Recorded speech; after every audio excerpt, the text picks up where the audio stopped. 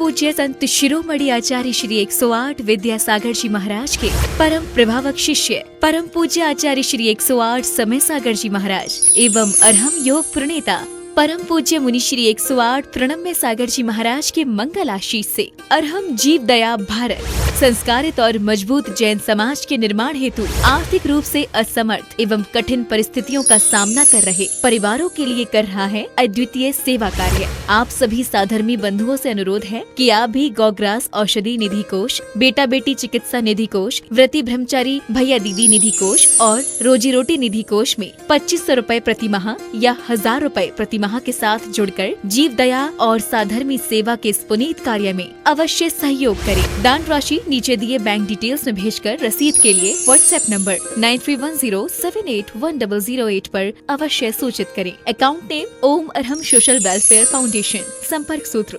9310781008। Email ID jeevdaya@arham.yoga।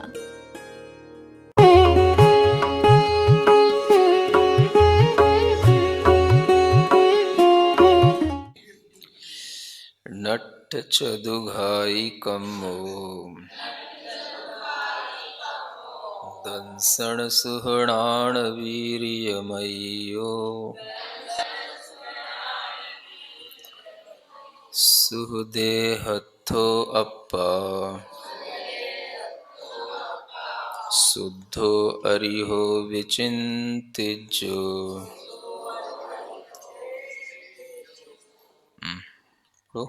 नट्ठ चदुघाई कम्मो सुहणाण वीर्यमय्यो।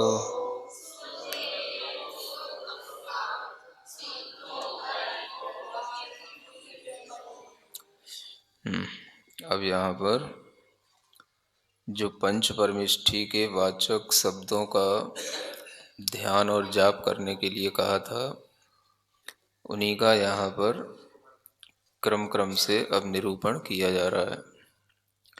अरिहंत कौन होते हैं, सिद्ध कौन होते हैं, एक छोटी छोटी सी परिभाषाएं गाथाओं के माध्यम से आप ध्यान में रख सकते हैं। नट्ठ चदुघाई कम्मो, जो अरिहंत हैं उन्होंने 4 घातिया कर्मों को नाश किया, नष्ट किया। दंसण सुहणाण वीर्य मय्यो, और जो दर्शन, सुह माने सुख, णाण माने ज्ञान और वीर्य माने शक्ति, उससे मयी माने उस मय है, मतलब ये चीजें उनसे अलग नहीं हैं। मय का मतलब होता है जो उसी रूप में हो। जैसे आपने सोने का कुंडल बनवाया तो कुंडल स्वर्णमय है, ऐसा कहा जाता है। क्या है? स्वर्णमय। कुंडल तो उसकी एक शेप है, लेकिन वह बना किससे है? स्वर्ण से। स्वर्ण को हम कुंडल से अलग नहीं कर सकते, इसको बोलते हैं मयो, तन्मय, उसी मय होना। उसी तरह से जिनकी आत्मा दर्शन, सुख, ज्ञान और वीर्यमय है। शुभ देहत्थो, जो शुभ देह में स्थित हैं, यानी अरिहंत भगवान के पास में जो देह होती है, शरीर होता है, वह कैसा होता है? शुभ होता है। ऐसा वह अप्पा शुद्धो, वह शुद्ध आत्मा कहलाते हैं।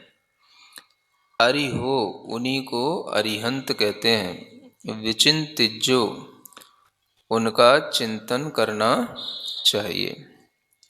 यानी अरिहंत भगवान का चिंतन करने के लिए अरिहंत भगवान के ये गुण, ये आपको ध्यान में रखना चाहिए।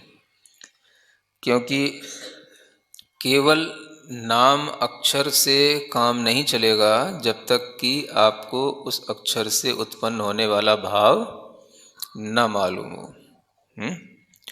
जैसे कि कल उदाहरण दिया था कि आपको कोई भी मिष्ठान खाना है तो आप बोलते हो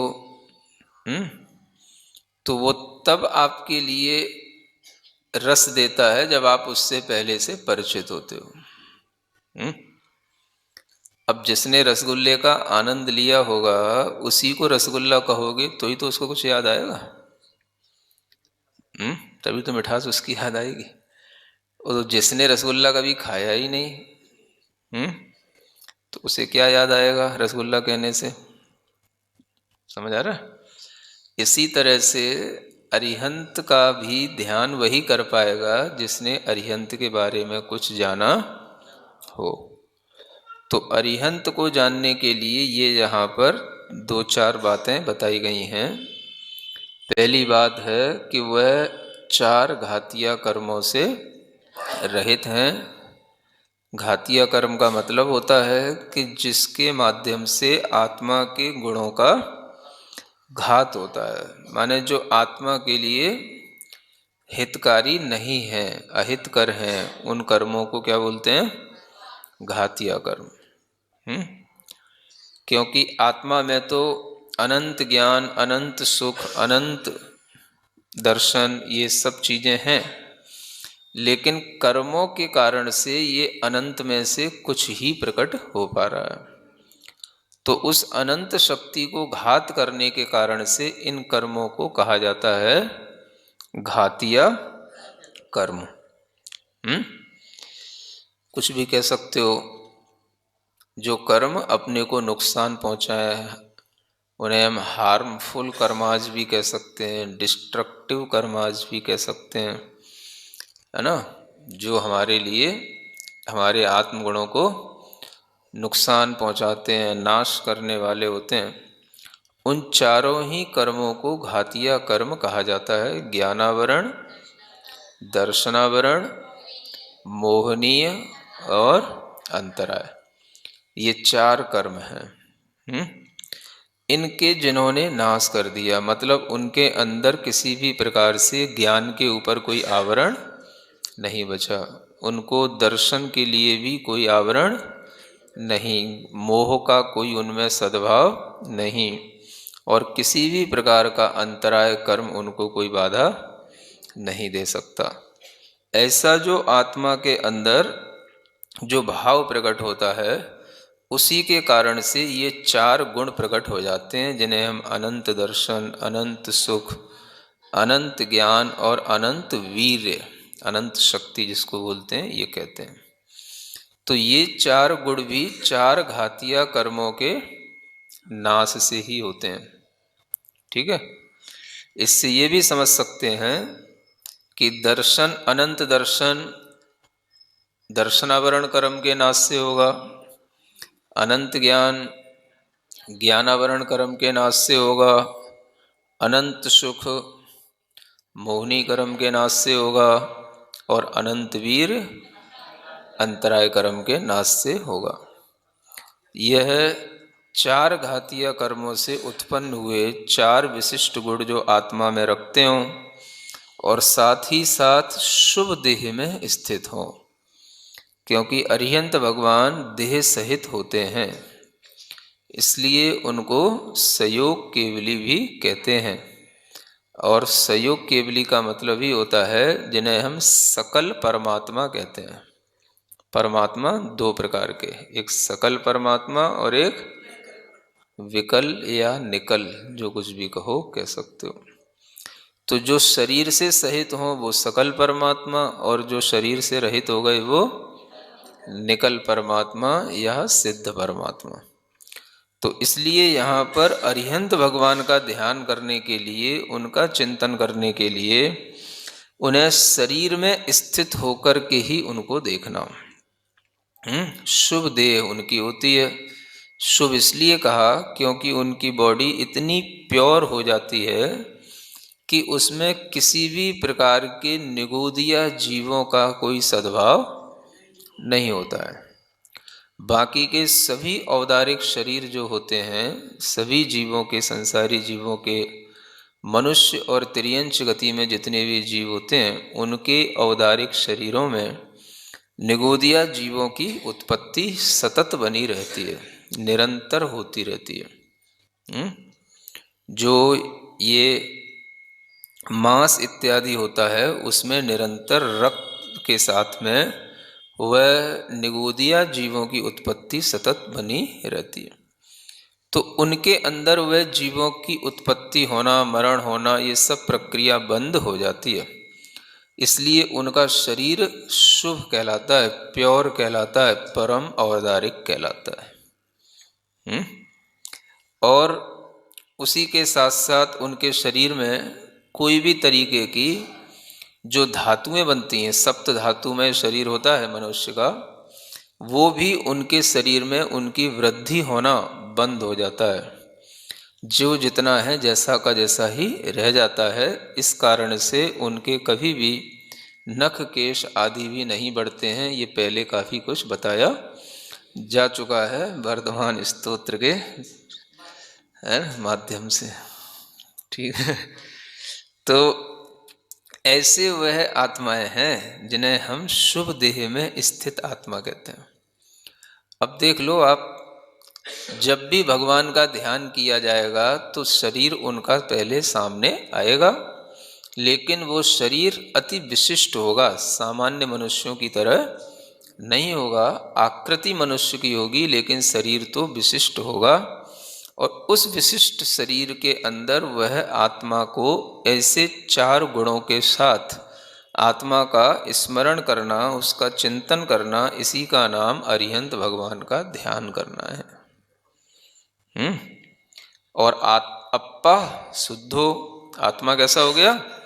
शुद्ध हो गया, क्योंकि जो घातिया कर्मों के नाश हो गए, इसी के कारण से आत्मा में परम शुद्धि उत्पन्न हो गई। ऐसी वह आत्माएं अरिहंत कहलाती हैं। उनका चिंतन करने योग्य है, उनका चिंतन करते रहना चाहिए।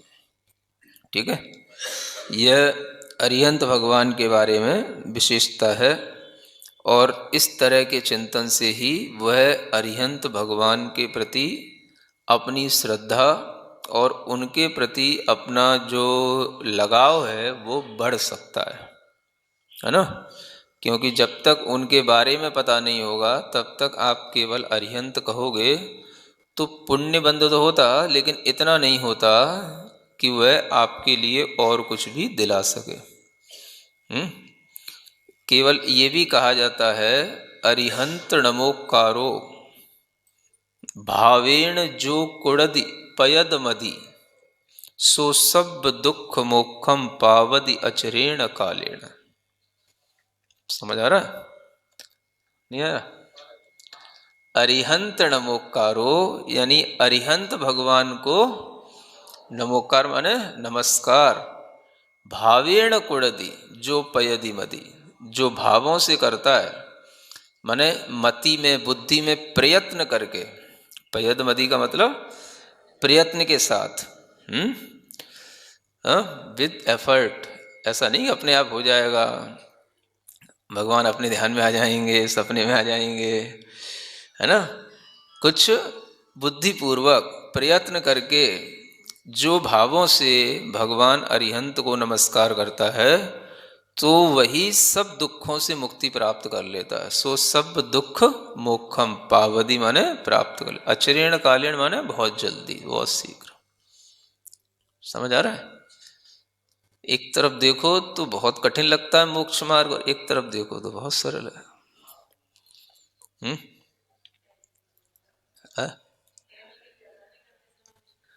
क्या मुश्किल हो जाता है इसमें? बहुत सरल है। शीघ्र ही सब दुखों से मुक्ति पाने के लिए इतना अच्छा, इतना सीधा सरल सा उपाय है। कुछ करने की आपको जरूरत नहीं है, बस भावों से अरिहंत भगवान को बस नमस्कार करो और करो। नहीं, झंझट अपनी जगह है, भाव अपनी जगह है, नमस्कार की प्रक्रिया अपनी जगह है ना। मतलब यह है कि आपको दुखों से मुक्त होने के लिए कुछ भी और करने की जरूरत नहीं है, बस अरिहंत भगवान को भावों से प्रयत्न पूर्वक नमस्कार करते रहो, सब दुखों से मुक्ति मिल जाएगी। बस इतना सरल तरीका है और यही करना होता है। समझ आ रहा है? बस नमो हरियंताणम, नमो हरियंताणम, नमो हरियंताणम, नमो हरियंताणम, हैं? जितनी बार नमस्कार करो उतना ही कम है। बार बार करो, एक आध बार तो भाव से हो ही जाएगा। जब 20 बार करोगे, 80 बार करोगे, 108 बार करोगे, हैं, 1000 बार करोगे, तो एक आध बार तो भाव से हो ही जाएगा, हैं? बस वही काम का है। तो ये जो सरल तरीका है, यह भी कर्मों के नाश करने का तरीका है ना? और इसी तरीके से कई जीवों का उद्धार भी हुआ है एक नमोकार मंत्र को सुन करके। क्या समझ आ रहा है? अंजन चोर, हैं? कितने सारे चोर सब मुक्त हो गए, हैं? साहूकार बचे रह गए, चोर मुक्त हो गए।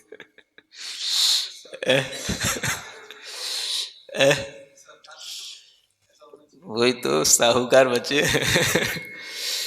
और ये ऐसे कल्याण कर लेते। एक ग्वाला था, है ना, उसने केवल नमो हरियंताणम पढ़ते पढ़ते उस ग्वाले ने अगले जन्म में सुदर्शन सेठ बन गया और उसको भी मोक्ष की प्राप्ति हो गई, एक ही भाव में बस केवल नमो हरियंताणम करते। समझ आ रहा है? तो ऐसी बात नहीं है। अगर हम भाव सहित होकर के विनय पूर्वक कुछ भी छोटा भी काम करें, थोड़ा भी काम करें, तो वो काम बहुत महत्व का हो जाता है। बहुत बड़ा इसलिए हो जाता है क्योंकि वो बहुत बड़ी आत्मा से जुड़ा हुआ है ना? अरिहंत भगवान जो इतने पुरुषार्थ से इतनी अपनी आत्मा को शुद्ध करके इस अरहंत दशा को प्राप्त हुए, उनके प्रति किया हुआ हमारा नमस्कार, नमस्कार तो एक छोटी क्रिया है, लेकिन वो नमस्कार इतना बहुमूल्य हो जाता है कि उससे बड़े बड़े लाभ हमें मिलते हैं, क्योंकि वो नमस्कार अरिहंतों को किया जा रहा है इसलिए, है ना? और किसी को किया जाएगा तो इतना लाभ नहीं मिलेगा। इसलिए यह प्रक्रिया बहुत ही सरल और सुलभ प्रक्रिया है। अगर आपको कुछ भी नहीं आता, कुछ भी करते नहीं बनता, तो बस अपने कर्मों का क्षय करने के लिए, दुखों से मुक्त होने के लिए नमो अरिहंताणम। और ये ध्यान में रखो, कैसे अरिहंत? शुभ देह में स्थित, अनंत ज्ञान दर्शन वीर और सुख से युक्त ऐसे अरिहंतों को मेरा नमस्कार हो। उनका चिंतन करते जाओ और नमो अरिहंताणम की माला जपते जाओ। क्या समझ आ रहा है? करके तो देखो। इतनी सरल चीज अगर कभी मिलेगी तो वह भी जो है आपको जब अच्छी बुद्धि चलेगी तभी मिलेगी। बुद्धि में जब थोड़ा सा इस तरीके की पुण्य कर्म के कारण से अच्छी भावनाएं पैदा होंगी, तभी इस तरह से आप ढंग से इस तरह का नमोकार का स्मरण कर पाओगे। तो इसलिए ये कहा गया कि ये अरिहंत भगवान के नमोकार से सब प्रकार के दुखों की मुक्ति हो जाती है। तो ये अरिहंत भगवान का चिंतन हुआ। आगे सिद्ध भगवान के बारे में भी थोड़ा सा जान लो। आज सुबह भी काफ़ी जान लिया है, फिर भी और जान लो। नठठ कम्म देहो लोया लोयस्य जान ओ दट्ठा पुरिसा यारो अप्पा सिद्धो जाए हलोयसी रथो।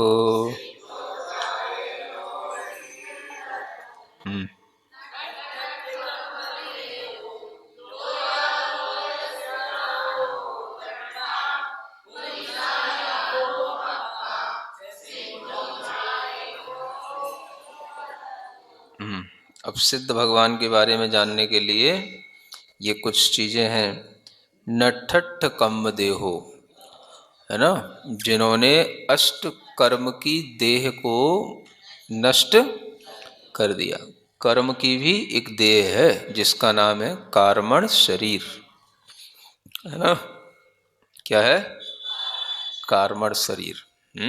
आत्मा के साथ में जुड़े हुए दो शरीर हैं जिन्हें बोलते हैं तेजस शरीर और कार्मण शरीर। उसके ऊपर ये तीसरा शरीर है औदारिक शरीर।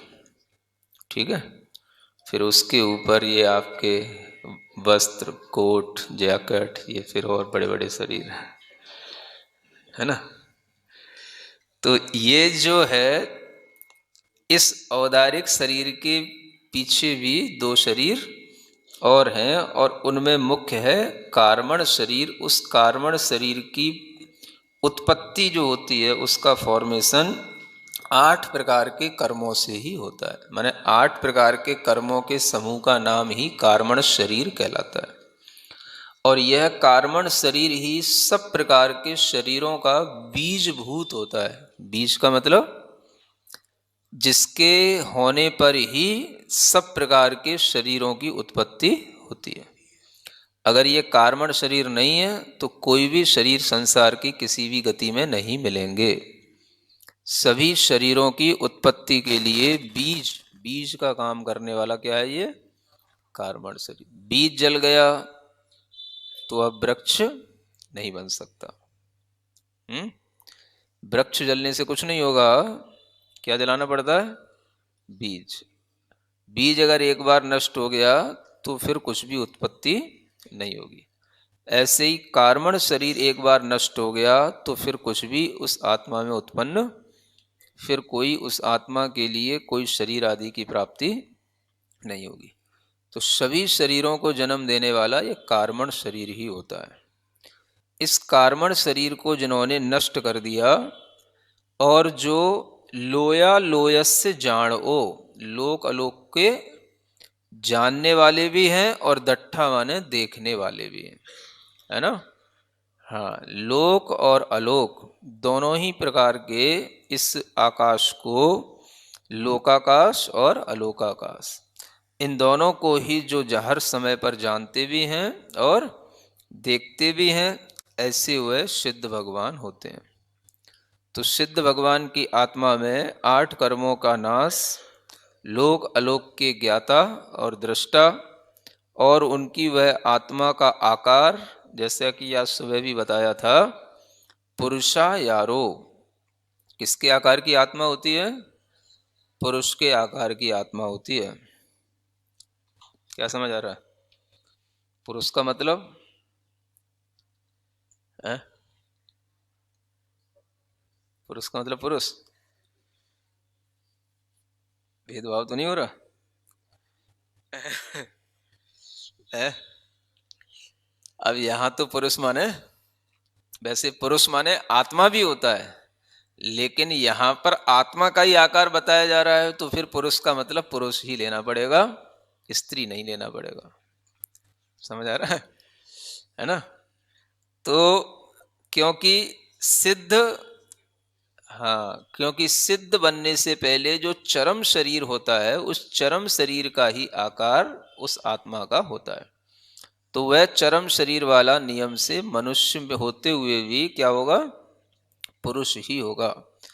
उनके लिए ही यह चरम शरीर होने का सौभाग्य मिलता है, और वही जो है इस तरह से जब मुक्त हो जाते हैं तो उनकी आत्मा का आकार भी पुरुषाकार कहलाता है। तो पुरुषा यारो अप्पा सिद्धो, ऐसे वह सिद्ध भगवान हैं, उनको झाए ध्यान करो। कहाँ पर स्थित हैं वो? लोय शिहरत्थो, लोक के शिखर पर स्थित हैं। मतलब बिल्कुल टॉप पॉइंट ऑफ यूनिवर्स, लोक के बिल्कुल ऊपर शिखर पर स्थित हैं। ऐसे वह सिद्ध भगवान तक अगर आपका ज्ञान पहुंच जाए तो अपने ज्ञान से उनको यहीं पर बैठे बैठे ध्याओ और उन्हें अपने पास में, अपने ज्ञान में उन्हें वहाँ से उतार लो। कोई आपको पाप का बंध नहीं होगा। वो ऊपर भले ही बैठे रहें लोक के शिखर पर, लेकिन आप उन्हें अपने ज्ञान से अपने पास में उतार सकते हो, बुला सकते हो। ये सिर्फ ज्ञान की महिमा है। तो ऐसे इस ज्ञान के माध्यम से ही जो हम सिद्ध भगवान का चिंतन करते हैं वही हमारे लिए सिद्धत्व का ध्यान कहलाता है ना। और उसी के चिंतन करने के लिए ये 2 अक्षर के शब्द सिद्ध हैं, अरहम हैं। ये 2 अक्षर के शब्द हैं जिनमें यह सिद्ध भगवान का ही ध्यान किया जाता है। समझ आ रहा है? अब आप अरहम में भी अरहम अरहम अरहम अरहम करते करते भी अब अक्षर तो 2 ही कहलाएंगे, आधा पन्ने की गिनती कहाँ होती है अपने यहाँ, है ना। तो वो तो या तो 2 अक्षर या 3 अक्षर या 3, मतलब पूरा पूरा काम चलता है, अद्धा पौना वाला काम नहीं है ना। हाँ वैसे 2.5 तो कह सकते हो, ऐसी खास बात नहीं है।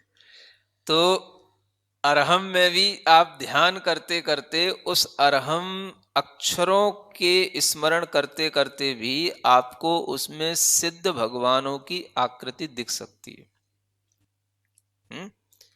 अरियंत भगवान का मतलब अरहम का ध्यान करते करते आपको उसमें सिद्धों की आत्माएं, सिद्धों की आकृतियां, सिद्धों का स्वरूप उस अरहम के अंदर आपको दिख सकता है। बस आप ध्यान में अक्षर रखो अरहम, और सिद्ध भगवान का ये स्वरूप स्मरण में रखो, और बस उन आत्माओं को उस अक्षर के अंदर जो स्पेस है उसमें बस उसको देखते रहो। स्पेस होता है कि नहीं अक्षर में? ऐसे आ बनाओगे ना तो मोटा बनेगा ना, ऐसा करके, तो उसमें जहां जो स्पेस आ रहा है बीच में, वो सारा का सारा स्पेस में सब में सिद्ध भगवान की आत्माएं, सिद्ध भगवान की आत्माएं बैठी हैं इसमें। समझ आ रहा है?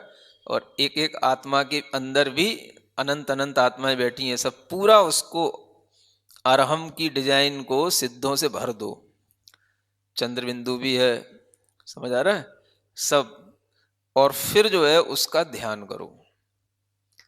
ये भी कहा गया है कि अगर आप अरहम का ध्यान करते करते बिल्कुल अक्षर आपके दिमाग से उड़ जाते हैं तो भी जो है वो अरहम का ध्यान आपके लिए पूरा का पूरा लाभ देने वाला है। और ध्यान करने का एक तरीका भी बताया गया है कि आप ध्यान करते करते पहले आ का लोप कर दो। समझ आ रहा है? पहले तो शुरू करिए अरहम से, फिर उसमें आ का लोप हो गया, आ ही नहीं दिख रहा, अब क्या दिख रहा? केवल रम। क्या रह गया? वो रम। समझ आ रहा है? फिर वो रम का भी ध्यान करते करते बिल्कुल जो है ऊपर की रेफ उड़ा दो। हाँ, फिर उसका भी ध्यान करते करते रह गया वो केवल हम। क्या रह गया? हम। समझ आ रहा है? और फिर जो है उसका भी ध्यान करते करते आप उसमें से हा निकाल दो, तो बस क्या रह गया? शून्य, सिर्फ जो बिंदु रह गया। समझ आ रहा है? और फिर उसका भी ध्यान करते करते आप बिंदु भी अपने दिमाग से बुला दो। अब वो रह गया जो केवल उन आकृतियों के अंदर जो सिद्ध सिद्ध थे, बस सिद्ध सिद्ध रह जाएंगे बस। समझ आ रहा है? ये ध्यान करने का तरीका बताया गया है। आप अरहम का ध्यान करते हुए अक्षरों को एकदम से भुलाते हुए, उन पर ध्यान हटाते हुए आ से रम पर आना, रम से हम पर आना, हम पर भी हा निकलने के बाद में जो केवल मां रह जाता है, वो मां जो है परम शांति का प्रतीक होता है। मां माने परम शांति। और जो शांति होती है वो मां जो है वो मन का प्रतीक होता है। मन के अंदर परम शांति आती है उस चंद्र तत्व के माध्यम से। मां माने चंद्रमा भी होता है, मां माने मन भी होता है। तो जब वो केवल रह गया, जब बोलते ना हम, तो ये जो चल रहा है ये परम शांति देने के लिए है। ये परम शांति का प्रतीक है। इस वाइब्रेशन से आपको परम शांति मिलेगी। समझ आ रहा है? ऐसा ये अरहम का, ये तो एक तरीके से उच्चारण हो गया, जाप का हो गया। और जाप करते करते जो आपने ध्यान किया, तो ध्यान में भी बिल्कुल आप आकृति भुला दोगे। यूं नहीं कहा गया कि आप अरहम को ध्यान में ही रखना, बस आकृति छूट जाएगी, शून्य सब, वो भी जो बिंदु था वो भी छूट जाएगा, फिर आपके सामने केवल बस शून्य रह जाएगा, कुछ भी नहीं होगा। उसमें भी आपको केवल बस सिद्धों की ही आकृतियों का आभास होगा। ये अरहम के ध्यान की पूर्णता इस तरीके से होती है। समझ आ रहा है? हाँ, ज्ञानार्णव आदि ग्रंथों में भी ये विधि लिखी हुई है अरहम का ध्यान करने की। तो ऐसे करके ये अरहम का ध्यान जो करते हैं वो भी एक तरह से फिर उन्हें न केवल वो आकृति भूलने में आ जाती है, उन्हें अपने शरीर की आकृति भी भूलने में आ जाती है। वो ध्यान की जब एकाग्रता होती है तो फिर आपको अपने शरीर की भी आकृति नहीं रहेगी और उनके भी कोई शरीर की आकृति नहीं। तो शून्य में जैसे शून्य मिल जाता है, ऐसे ही जो है वो सिद्ध हम में है या मैं सिद्धों में हूं, ये एक मेघपना आ जाता है। समझ आ रहा है? हाँ, पहले हम कहते हैं सिद्धो हम है? फिर बाद में हम कहते हैं सोहम। समझ आ रहा है? क्या बोलते हैं? फिर बाद में सोहम, और सोहम बोलने के बाद में भी सो माने वह, हम माने मैं, तो हम उसमें एक रिलेशन जोड़ते हैं, सो हम, वह मैं, वह मैं, वह मैं। तो हम इसमें एक अपने दिमाग को जो है बिल्कुल एक ही भाव में हम लीन कर रहे हैं, वह मैं, वह मैं, वह मैं। अगर आप इस तरह से अपने अंदर एक ही अभ्यास करोगे तो वह जो होगा वो आप में बैठ जाएगा। समझ आ रहा है? साइंस भी कहती है अगर आप 40 दिन तक किसी भी एक चीज में लगे रहो बस, तो आप उसी रूप हो जाओगे। आपके दिमाग में जो ब्रेन होता है वो ब्रेन के अंदर इस तरीके के मतलब अपने आप न्यूरॉन्स डेवलप हो जाएंगे कि वो जो है आपको हर समय पर बस वही चीज दिखाएंगे। समझ आ रहा है? हाँ, यहां तक भी होता है, एक आदमी ने ध्यान किया, किसका? भैंसे का। किसका ध्यान किया? अब ध्यान तो करने वाले कुछ भी कर सकता है। लोग कहते हैं हम पंचपरमेष्टि का ध्यान क्यों करें? भैया कर ले जिसका करना है तेरे को। तो उसने किसका ध्यान किया? भैंसे का। अब क्या हो गया? अब वो ध्यान करते करते भैंसे का इतना उसको ध्यान हो गया भैंसे का कि उसे लगा कि मैं क्या हो गया? भैंसा हो गया। समझ आ रहा है? अब वो अगर इस गेट से निकले तो मैं इस गेट से कैसे निकल पाऊंगा? नहीं समझ आ रहा है? ये गेट छोटा है, मैं टकरा रहा हूं उससे, इस गेट को बड़ा करो, ऐसा हो जाता है। समझ आ रहा है? हाँ, ऐसा होता है। तो ध्यान इसी का नाम है? हाँ, वो उसी रूप, हमेशा उसको वही ध्यान रहता है, वही हो जाता है वो। तो इसका नाम ध्यान होता है। तो ऐसे ये चिंतन करते करते वो उसी मय हो जाता है। आप जिस भी चीज का चिंतन करोगे वो चीज रूप वैसा ही आपको फीलिंग आने लगेगी, तो वही चीज आपके पास में होगी। फिर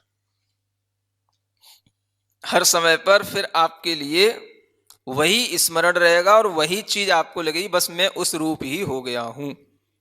तो सोहम सोहम सोहम का मतलब लोग जानते नहीं है। ये सोहम माने जो दूर होता है, सो माने वह माने जो हमारे सामने नहीं है, प्रेजेंट, हमारे सामने प्रेजेंट रूप में नहीं है, वो कहीं परोक्ष है, उसको सो बोला जाता है। जो प्रत्यक्ष होता है उसको तो यह बोला जाता है। समझ आ रहा है? वह माने जो परोक्ष है और प्रत्यक्ष है वो यह है। तो हम सो बोलते हैं, सो माने होता है वह और अयम माने होता है यह। तो हम यह नहीं बोलते, हम क्या बोलते हैं? वह जो हमारे सामने नहीं है, जो केवल हमको लोक के शिखर पर दिख रहा है, वह मैं, वह मैं, सो हम सो हम सो हम सो हम सो हम। और इस सोहम सोहम का भी जाप किया जाता है।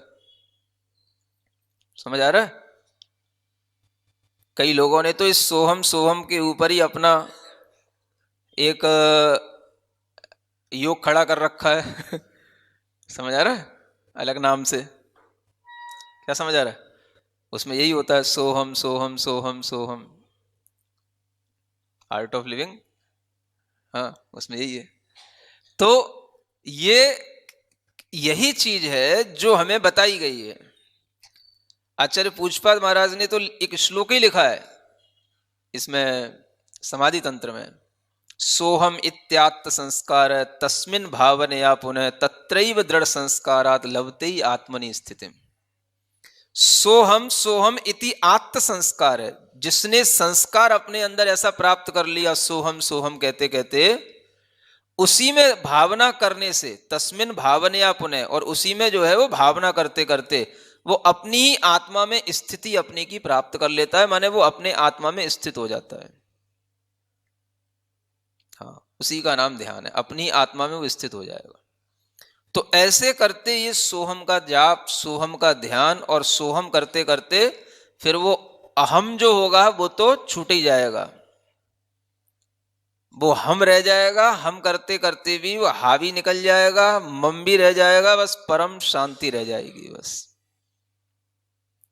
उसका नाम हो गया सिद्धों का ध्यान। समझ आ गया?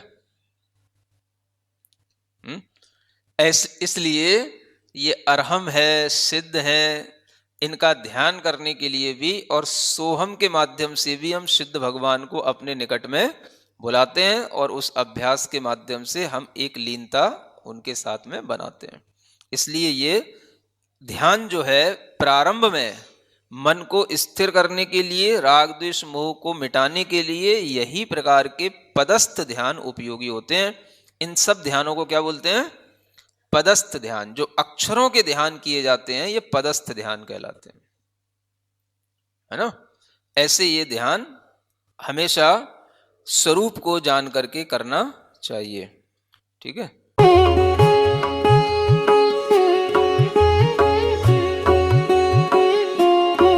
परम पूज्य संत शिरोमणि आचार्य श्री 108 विद्यासागर जी महाराज के परम प्रभावक शिष्य परम पूज्य आचार्य श्री 108 समय सागर जी महाराज एवं अरहम योग प्रणेता परम पूज्य मुनि श्री 108 प्रणम्य सागर जी महाराज के मंगल आशीष से अरहम जीव दया भारत संस्कारित और मजबूत जैन समाज के निर्माण हेतु आर्थिक रूप से असमर्थ एवं कठिन परिस्थितियों का सामना कर रहे परिवारों के लिए कर रहा है अद्वितीय सेवा कार्य। आप सभी साधर्मी बंधुओं से अनुरोध है कि आप भी गौग्रास औषधि निधि कोष, बेटा बेटी चिकित्सा निधि कोष, व्रती ब्रह्मचारी भैया दीदी निधि कोष और रोजी रोटी निधि कोष में 2500 रूपए प्रति माह या 1000 रूपए प्रति माह के साथ जुड़कर जीव दया और साधर्मी सेवा के इस पुनीत कार्य में अवश्य सहयोग करें। दान राशि नीचे दिए बैंक डिटेल्स में भेजकर रसीद के लिए व्हाट्सएप नंबर 9310781008 पर अवश्य सूचित करें। अकाउंट नेम ओम अरहम सोशल वेलफेयर फाउंडेशन। संपर्क सूत्र 9310781008। Email ID jeevdaya@arham.yoga।